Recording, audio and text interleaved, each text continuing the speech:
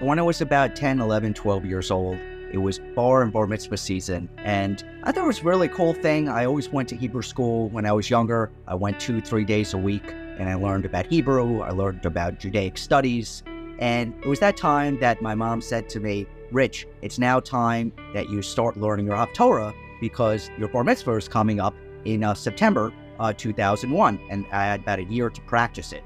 So I still remember that I used to go up to the cantor's office about 2 or 3 times a week after my Judaic studies and Hebrew classes, and I would speak with them. He loved cars, I loved cars, and I remember he had always parked his car in front of the Hebrew school, and we'd have these really great moments together, saying, "Oh wow," he always sometimes got like a new car, or he borrowed a friend's car, or he had a family friend's car he drove, and that was like a hobby of his. So I really enjoyed those conversations, and then just learning about Hebrew and learning about just Judaism, which is still very close to my heart. It was just really quite fascinating. And I told my cantor, I says, "Look, I'm having a lot of people come to my bar mitzvah, and I really want to be prepared for the ceremony and really learn the Haftorah, and also not only just say the Haftorah, but also understand what it means."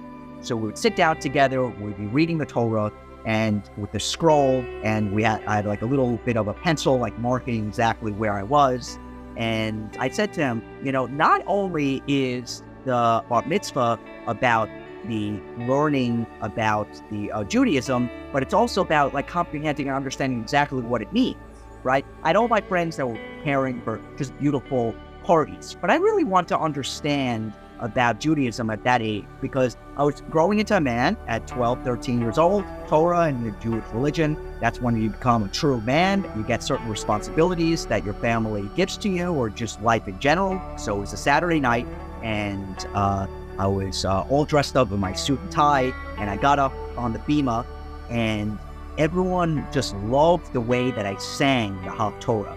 And I just had a great presence in the temple, that people, still to this day talk to me and say, "Rich, your ceremony at the temple for your bar mitzvah was unbelievable." And at the end, I had to throw the candy up in the air because there was a little celebratory event after I finished.